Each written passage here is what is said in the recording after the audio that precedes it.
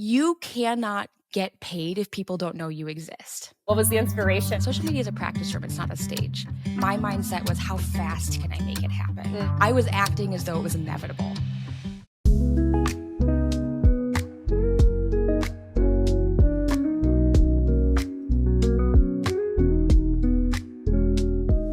All right, I am here today with Kelly. Kelly helps musicians build their music studio with Outside the Box, and I am so excited to have this conversation with you, Kelly. How are you doing today? Good. Thank you for having me, Allison. I've really been looking forward to this. Yes, absolutely. Because we were just discussing before we jumped on here that, when it comes to professional musicians, we're performing and we're also teaching. When people come to me before in the past who are trying to grow their music studios, I'm like, that's not in my box right now. So, so I'm so happy to be able to introduce them to you and what you've built and how you've been able to help musicians in this area. So thanks again for coming on. Now, I think off the bat, one thing that is very impressive in your story, and I mean this in the most complimentary way possible, you play clarinet, which is an absolutely beautiful instrument, but you have your own case study of building your studio off the bat with clarinet. And it's kind of like a little bit of, it's not guitar, it's not piano, not like one of the main instruments. More niche. Exactly. That's the way to put it. So I absolutely love that though. And I think it speaks to the strength of what you can provide for people. But tell me, what originally drew you to play the clarinet? Oh gosh. So I started piano when I was young. It was kind of a family tradition, to be honest, on my mom's side of the family. I think I'm the seventh of 10 grandchildren. It's a big family. My mom was the youngest of 5, and every single one of the grandkids played piano. So I started when I was like 4 or 5, and I really enjoyed it. But I was playing through elementary school. I was looking for something else. Yeah. And part of the family tradition stemmed from the fact that my grandmother was a musician. She played French horn with the Springfield, Illinois Symphony when she was younger, before she got married and had all those kids. Mm-hmm. And I called her one day very excited and said, I want to be just like you. I'd like to play French horn. And she kind of laughed and she's like, oh, I should note here too, I was a very small child. Like even today, I'm only 5'2". I'm a very small human.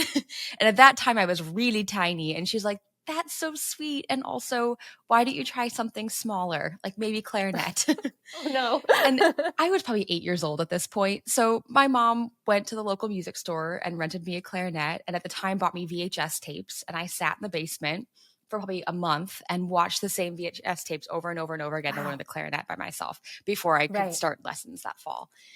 So it was really at the recommendation of my Nana, and I was obsessed pretty shortly after. I love that. That's so sweet. And it's funny when you hear about people's heights when you're used to seeing them online, because I would have assumed you were a tall person, but so that's funny. No, there's a great video on my Instagram of my husband, Isaac, and we work together. So he shows up in my content from time to time. Isaac is 6'2" and I'm 5'2". So there's this great video that we made that's like having an eye to eye conversation in the home office, and it zooms out and it's on 0.5, but his legs look so long. He's like essentially doing the splits to get down to my eye level. To get to eye height difference. It's so wild. But yeah, not a tall person. Okay. So clarinet was the right fit. You were happy with it. You fell in love with the instrument, and you started out self-taught. So that's been incredible. I'm sure having the base of playing piano was also helpful for that. But when did you start taking lessons yourself, and how did that transform your journey? Tell me about that. It was pretty shortly after. I knew I wanted lessons, but I think my parents just wanted to, lessons obviously were valued in my family. There wasn't really a big question around it. It was more of, when can we start? And also, are we going to like it? Is this the actual instrument that we want to choose? So I would say probably after 2 or 3 weeks of me sitting down in the basement every day, honking away on a clarinet by myself, my mom went back to the store that we'd rented the instrument from and asked for a recommendation for a teacher. And I was with that instructor for 8 years, Val Wisniewski. Val's an incredible instructor, also a fantastic mentor of mine. We're still close, which I really appreciate. We just played our first gig ever together a couple months ago, which was such a fun shock. And it was so stinking cool. So she's a fantastic instructor. And I was with her until my senior year of high school, at which point she kind of gently shoved me out of the nest. And I went and studied for a year at University of Wisconsin-Milwaukee with Professor Todd Levy, who's the principal clarinet for the Milwaukee Symphony. And at the time, he took one high school student every year, and I was lucky enough to have that spot for a year. And then I stayed with him for my undergrad because I really enjoyed working with him. Incredible. So it sounds like having a teacher yourself and through private lessons was really instrumental to your growth as well, becoming, what you become as a clarinet player, which is incredible. So, what is it that you love about the instrument? I'm curious. Did you play in orchestras, or like I hear the lines when I'm in orchestra and I love it, but what is it for you that kind of lit you up with it? I mean, the tone quality is really important to me. What I personally value in a tone on clarinet is a very dark tone. So there's kind of for non-clarinetists, there's two schools of thought, if you will, around Right, tone and tone quality and kind of timbre of the instrument. There's kind of a French sound and a German sound. The French sound's a little bit brighter, a right, little bit more direct, if you will, and the German tone's a little bit darker, where you're really trying to um, for example, one thing that Todd and I worked on a lot in college was reducing any pop in the sound. So as you're putting your fingers on the keys and covering the tone holes, we really want to try to reduce any additional extraneous noise in between those right. note changes. So this very like rounded, gentle, grounded tone is a great way to describe it, I think. I know other people will use other wording there too, of course, but that's really what I value. So when I bought my instrument and when I choose my mouthpiece and my ligature, I've made some updates recently, and that's really what I'm looking for. And I love that rich, dark timbre that the horn can produce. It's really gorgeous. The solos are fun. Work is great. I also love chamber music. That's definitely something that I found a calling for a little bit more in my graduate program, especially. That's kind of my favored ways to play and perform. Yeah. Oh, I love that. It's interesting hearing you talk about the qualities of sound, because I feel, as a violinist, it's like it's very similar, feelings we get when we're thinking about the shape of the tone, and the nuances and personal taste that comes with that. So I love how are attracted to your own style, and that's beautiful. Hey, real quick, if you're a musician who loves performing and loves creating incredible experiences for people at live events, then why not join us in the free Music Work community on School? It's a safe space for like minded people with an active forum of hundreds of members from all over the world where you can connect, hang out, learn, and share. There's also a classroom where you can learn how to get booked for higher end private events, a members map, and event page. There's no algorithms, no ads, just real musicians looking to grow together. And right now, when you join, you can also get a free standard profile on musicwork.com to help you connect with clients for private events and promote your public shows. To join, you can scan the QR code on the screen or simply click the link below in the description. See you there. So, okay, so you obviously have a passion for this niche thing, this Yep. beautiful niche thing. How did you go about, like, obviously, this is what you help musicians Yeah. with, is building their studio, but was that a challenge for you when it came to building your studio? What drew you to getting to Yeah. teaching? And then how did you find those like-minded, passionate clarinet players to work with? What did that look like? My first job in high school was at the same music store that my mom had rented that clarinet from. So I had gone to my junior year of high school when I was getting ready to look at taking lessons with Todd. Candidly, they Yeah. were they were a little expensive, and Hmm. I really wanted to be able to afford working with him, and so I went and got the shop at the music store to make that happen. And when I approached the owner and told her what I was thinking, she also has a background in clarinet, so she was thrilled, and she's like, "Absolutely, we'll make it happen," and hired me, which was wonderful. Part of that structure is that they had a conservatory attached to the other side of the building, and all of the teachers in that conservatory were independent private instructors.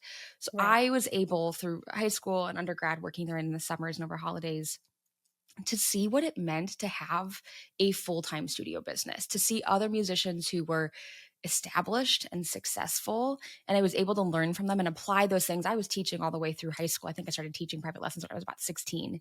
So Right. started applying what I was learning from them and growing a studio in my undergrad and then of course my graduate program.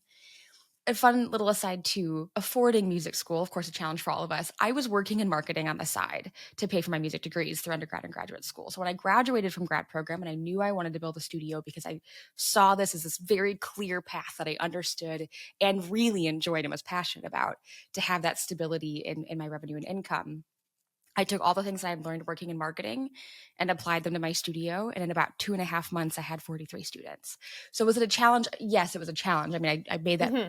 essentially my entire personality for that transition period. It was the only thing I was focused on, but it Right. obviously paid off and I really enjoyed it.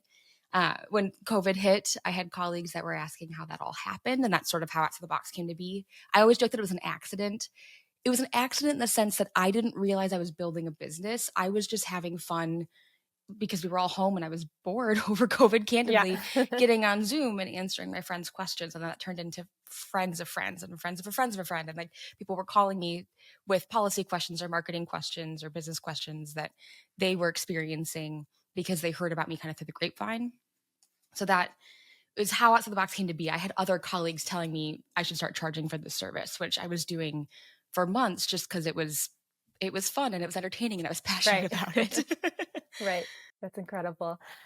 Yeah, I'm curious from your perspective because you've been through like the traditional education when Mm, it comes to music, and you saw that there were successful teachers there. For myself, when I was getting my music degree, I was also teaching like at a private studio when I was probably like it was in high school around grade 10, so we had probably around 16, and so I knew that world when it came to working with a studio, but it still was like a tricky thing to see the path to become a professional musician. And there seemed, at least maybe it was just my area, but I do hear from a lot of musicians that there is a sense of just like, like, it's just going to be rough and we'll have to figure it out. There's no sense of direction. So you managed to, despite that, or I'm curious if there's any encouragement in your world view as a musician at that mm. point that helped you see that clear path there. But it sounds like it was directed by passion, which I also love, because even when I started my first like ensemble, it was just like, I don't know what's going to happen. I just love this. And so it's just, Yep. I think that's a great, underestimated secret ingredient is like that passion that you're just doing things for the sake of them. And that tends to be the most attractive things. So, windy kind of question there, but what was the inspiration that you helped you see that clear path? I Curious. mean, okay, first and foremost, you're dead on in the fact that the passion that we have as musicians, no one chooses a music career or a music degree because they aren't passionate about it. Choosing to go into this field, it's not like going to, I'm not trying to disparage other career fields or degree programs, but it's not like you just go to business school because you eventually want a career in business in general, but you have no real specialty in it. You go to music school because you're already proficient in the instrument. You've already spent a significant amount of time, energy, effort, years of your Mm-hmm. life becoming good at this thing. And now you want to take to the next level. So when you get into music school, something that I don't think I really realized until around my senior year and even into my graduate program, you're already a professional by the time you enter music school. You had to Yeah. audition to be there, and the expectations for your preparation in ensembles and in lessons is that of a professional. Very different than other career programs, in my opinion and experience. Right. So when we're talking about what the career field looks like afterwards, and this is something that I can go down 57 rabbit holes on, because I think that our music education system really needs to change. I talk about this a lot on social media because I have a lot of feelings about this, but it should be really clear what the paths are. Coming out of that music degree program, I believe, I know not everyone will agree with me on this, but I believe it should be really clear how we monetize that skill and that passion that we've now just invested even more time, energy, and money Right. into Mm-hmm. refining. So for me, Yeah. I had seen other musicians in my work at that store and getting to know other teachers at the conservatory and asking my own private instructors along the way and my professors how they made it happen. I had seen other people do it.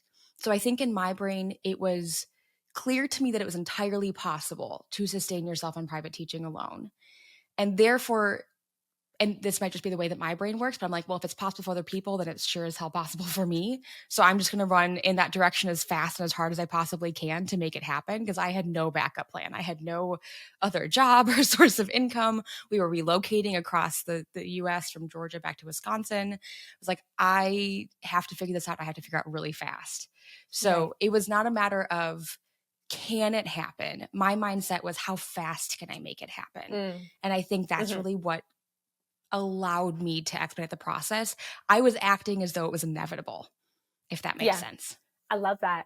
Oh, that's powerful. The mindset is so huge behind that because, you know, it's the things that we create like are created twice, once in our mind and then once in reality. And the fact that you're just like, hey, if it's possible for other people, I can make it happen too. Yeah. And, unfortunately, I feel the same thing that you do as well when it comes to the music education system too. Like absolutely excellent in so many ways, but a little humdrum when it comes to like, how do we actually make a clear path for like these Uh-huh. students to make a good income, which is obviously important if we want to keep fueling passion and spreading it with more people. So I bet we have some similar feelings there when it comes to the missing pieces there. But I'm curious, what would you have wanted to Mm. see in the education system? What would you have wanted young Kelly to have known when she was growing up? I mean, obviously you had the eye to see past a lot of, maybe what was more discouraging in the industry to just look to what you wanted to hang on to and pursue. But what do you think is that missing piece there that can be solved? I think my like TLDR answer would be that every independent musician is a business. And we have to behave in that way. You have to act that way. You have to make decisions with that in mind. And you have to present yourself that way. Like, again, we're professionals and professionals independently. We're not leaving, again, like other degree programs, we're not leaving and then applying for jobs and getting the validation from someone hiring you because you're good at that thing. You're constantly trying to promote yourself and get yourself out there to get more gigs or get more students or get more opportunities. And what I think music school falls a bit short on is the how. Part of this for me, as I've talked to a lot of professors about this experience and these feelings, it's really a systemic issue. It's not an individual issue, meaning our Right. professors can only teach what they know and they've experienced. Most Right. of them, I'm going to make a lot of overgeneralizations here, so please bear with me.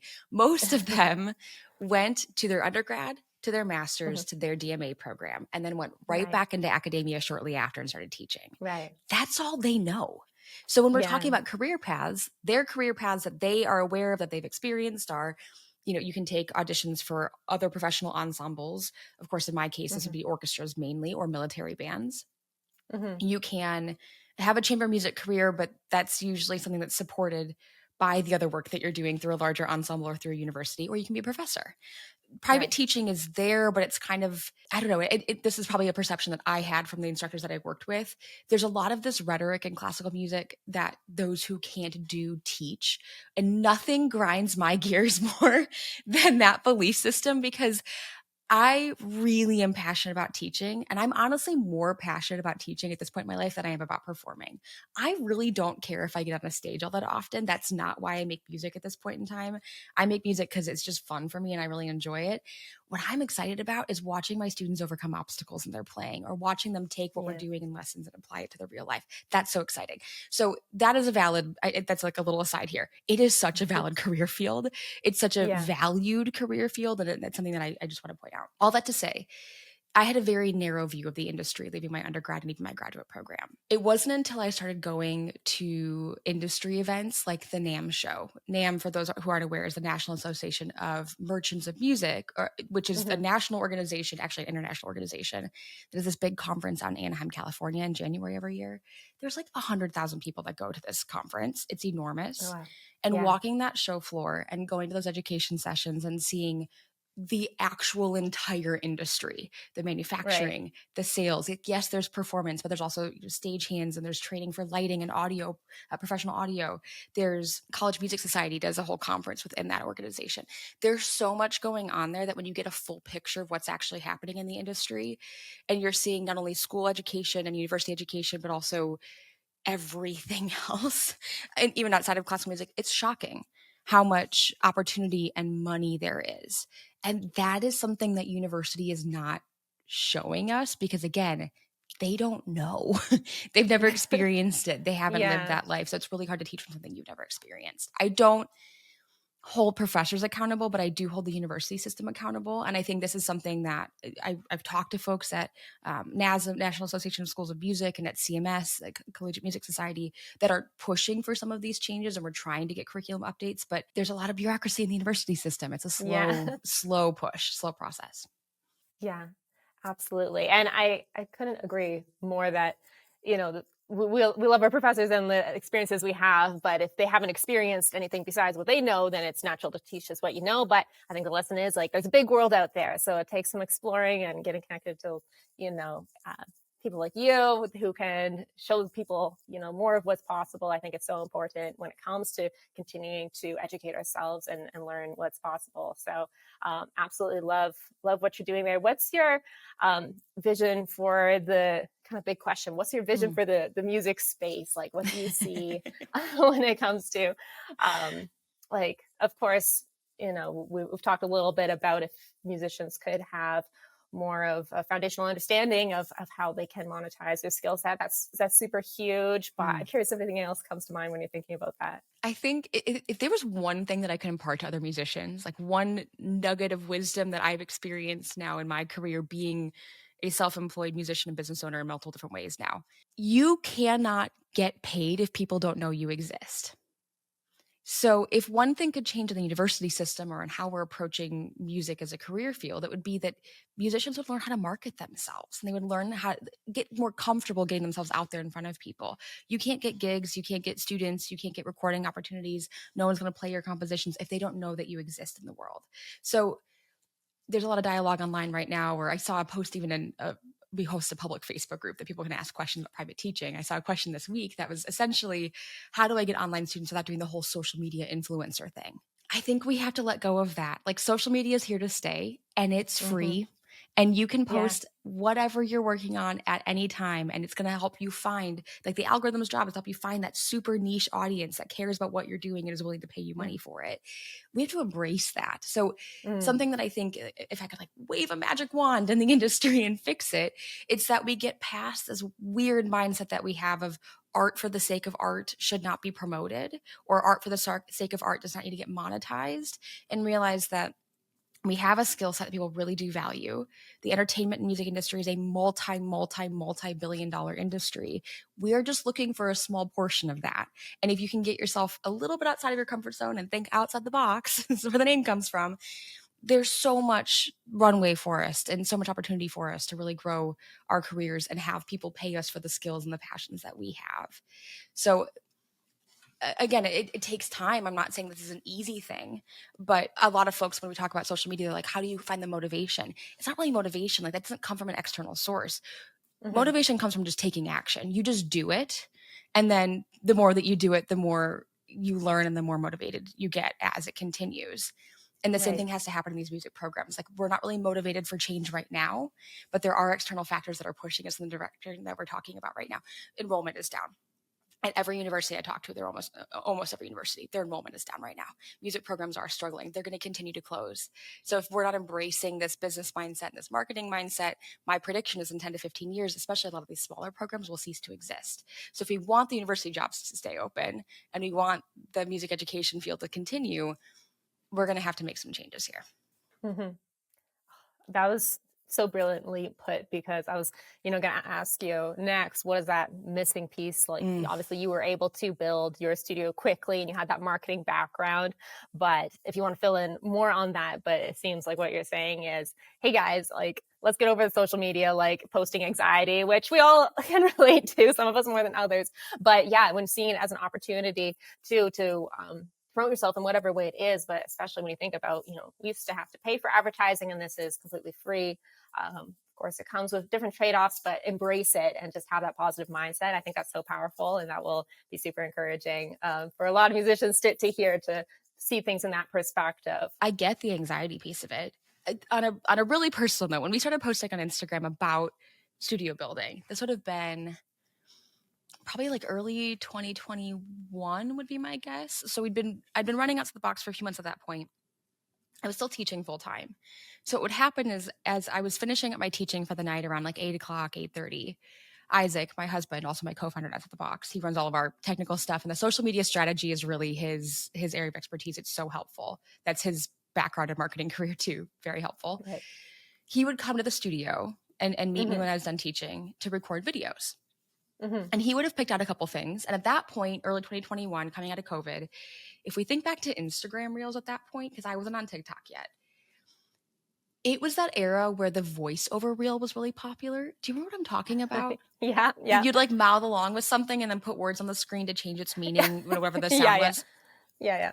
Candidly, I hated that, like with a burning passion.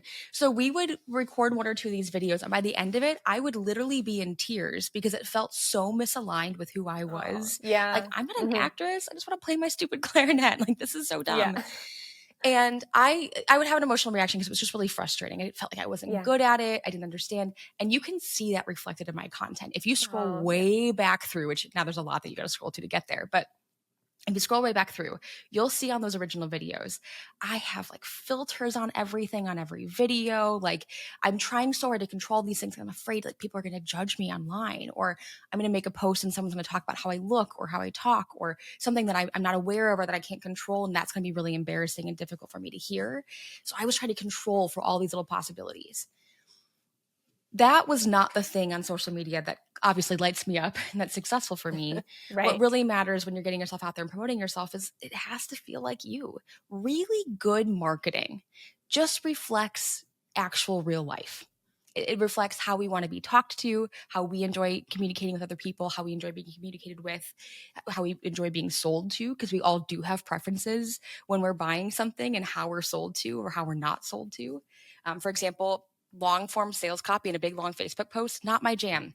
When I see that, like it's an ick for me. I'm not going to react to it well. I'm not going to buy something.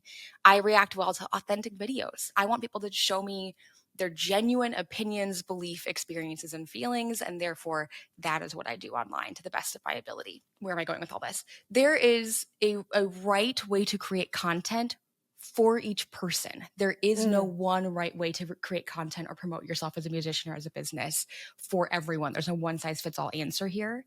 So part of it is like look at the content that you enjoy watching and listening to and consuming and start there. Not in a way that mimics it, but in a way that takes inspiration and makes it your own. For me, probably not surprising as we're we're talking through everything. I'm a yapper. I would love to just turn on my camera and I just talk straight to the camera about, for 90 seconds about whatever thing that I'm thinking about or I'm passionate about that day.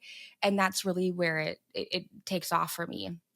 And as a quick example of this, I was talking to a friend last night in the car. I was dropping her off after we went to dinner. And she was talking about kind of getting out of her own head and getting out of her own way and finding that comfort with who you are. And then how do you translate that to being online? And I said, it's not really finding comfort through posting, it's deciding that it will be uncomfortable and doing it anyway. Mm. It's deciding that, like, yeah, this is not in my comfort zone right now. And it's not going to be perfect. I'm not going to be good at this right away, but I'm going to just keep trying. I'm going to push through that Hmm. discomfort. I'm going to keep reiterating on it. Similar to what we did when we were starting the instrument. When I was 8 years old watching VHS tapes in my parents' basement trying to play the clarinet, I was not good at clarinet. Like nothing that was coming out of that horn was pretty. I wouldn't be proud of any of those sounds today, right? Right. But we had to start somewhere. And it's Hmm. so easy as musicians to forget that whole process that we went through to get good at that skill. And then Hmm. oftentimes they look at other skills and we're like, why am I not just inherently good at this also? Because I'm really good at music. Why am I not good at posting about my music Mm. online? It's a completely different skill set and we haven't learned Yeah. it. So I would love for universities and music programs and conservatories to help us with this. But for those of us that are post grad or are not in programs that are supporting that right now or are teaching those skills, it is unfortunately a self-taught process for a lot of us. Hmm. This is something we work with our clients on, and that's great. But for most musicians, it's just going to take practice, reiteration, and a lot of trial and error, and a willingness to Hmm. be bad at something before you're going to get good Yeah. at it. Yeah. Oh, that's so beautifully put. And it's so true because, we have so much fear of judgment sometimes or whatever it is when we're posting something. But when you actually look back, it's like no one really cares that much, Hmm. even if there is a video that doesn't do bad, like, or that doesn't perform well. So it's about practice, iteration. And I love also what you said about finding the side of it that does resonate with you and how you like to be sold. I think is a great way to look at it. And this is something that I've discovered even for myself recently, like where my skill sets are, where things I just can't stop myself from doing that I absolutely love. And those things just tend to just keep turning and working. And it's like, it's as soon as you try to be someone you're not, it's, it immediately falls apart and becomes inauthentic and it's more painful than it needs to be, as opposed to an exciting learning curve, like learning an instrument that, Yeah. I think as musicians, we can get excited about skill acquisition. I know I do. And if we can like get into that mindset of like, okay, let's learn this skill, let's go. Then I think that's a really healthy way to approach it. So Well, Kelly, I absolutely, yeah, go and ahead. social media is a practice room. It's not a stage. I say this to our clients all the time. It does not matter what happens on social media. A video gets 100 views instead of 1,000. Who cares? Yeah. This is something that I know we get in our heads a lot about, like, oh, the view count is really low, or I don't have a lot of followers yet, or like only 50 people saw that video. First of all, a lot of our college recitals had an audience of about 50 people. Hmm. That's a great number. Like, I'm sorry, that is not a small number of people. We can still celebrate that. Right. But to take it one step further, only 50 people saw it. I saw a content creator, his handle on TikTok is Brand Flakes. And I really like his content. He's one of those, like, again, just talks to the camera. Shocking that I like that because that's my style too. He's a cool guy. I just like watching what he does and hearing about his life. And one of the things he's been talking about lately is his content creation journey and how he grew. And he was talking specifically about this issue recently on a video where his point was if you trip, it's only embarrassing if other people saw it. Right? Like if I trip on the sidewalk and I look around and there's 100 people sitting next to me and they all watch me trip, like that feels a little bit more embarrassing than if Mm-hmm. I was walking in my own apartment, tripped a little bit and no one was around to see it. It's just like, oh, Mm-hmm. whoops, whatever, you keep going. Right. Same thing on social media. If you have a video that doesn't do very well, that means no one saw it. No one saw you trip. Who Mm, cares?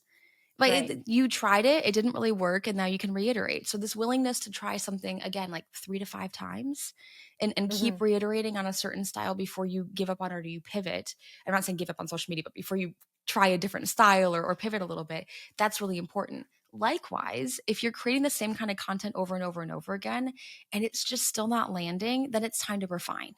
Right? Mm, If you're making the same mistake in the same passage every single time you play through that piece, you're going to stop and you're going to try to practice that segment in a lot of different ways and use a lot of different approaches to refine it before you keep going. You're not going to just mm-hmm. ignore that problem. But that's what I Right. see happen a lot on social media is that either people try a little bit, it doesn't go very well, so they burn out really quickly and they just don't try, or they never even start because they're afraid of that. Or Mm-hmm. they create the same thing hundreds of times with no growth and feedback and reiteration and trial and error.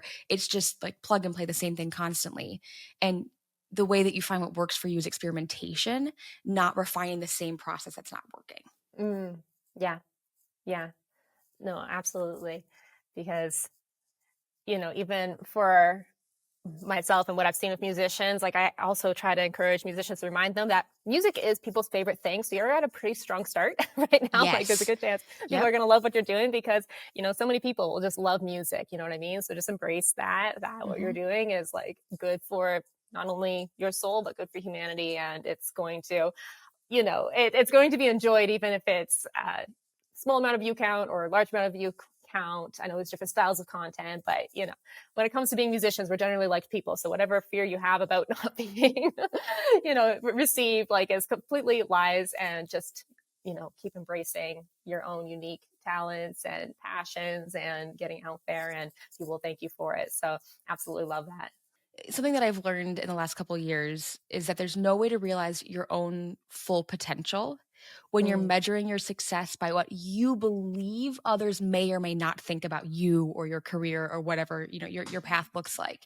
So if you're worried that a colleague might judge you for something you post on social media or they might judge you for an opportunity that you take, that's probably not a very good friend if that's like really really a big concern for you. But number two, they're probably not thinking about you as much as you think they are.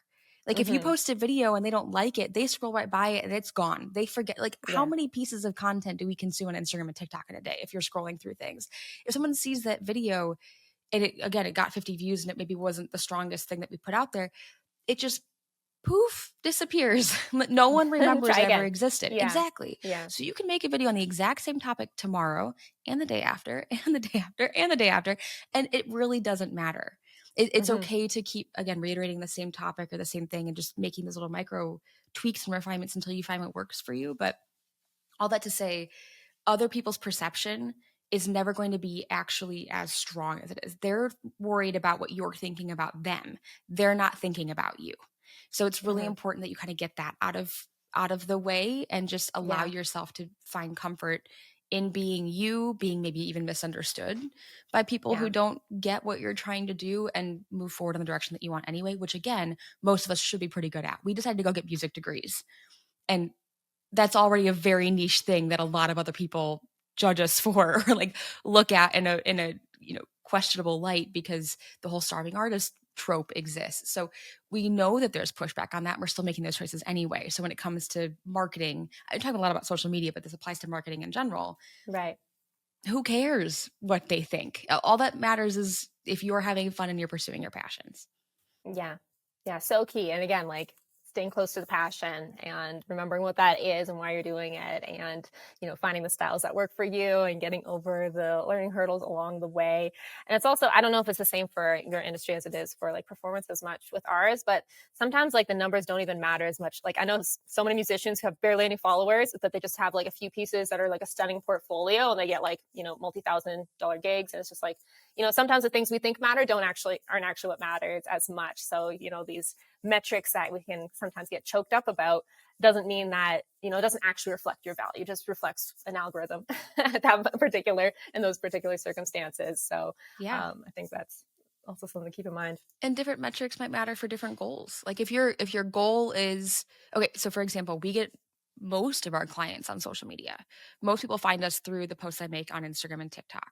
A little bit of YouTube, quite a bit of word of mouth from our past clients too, of course, which is great. That's candidly, that's my favorite because that means people had a great Mm-hmm. experience when they grew and they're Yeah, yeah, recommending us. That's awesome. It's like the highest possible compliment that someone could pay us. right, But most people find us through Instagram and TikTok. I think in right. 2024, it was around like 84% of our Mm-hmm. new clients found us through social media, which is incredible. That also means that those people are watching a lot of our content. Even sometimes before they hit follow, they're seeing videos pop up and they're engaging and they're watching those things on repeat.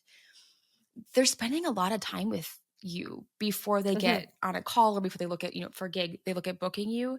They have watched everything. So sometimes the follower count might be a helpful metric because you want people to stick around, especially for teachers. I think this Mm-hmm. can be a large part of Right. it. Like you want people Mm-hmm. who know who you operate, how you teach, and are looking at sticking around and want more content from you. Right. Right. Those are, people that are pretty likely to want to take lessons with you in the future overall, compared to view count, which might be great if you're trying to get a song out there.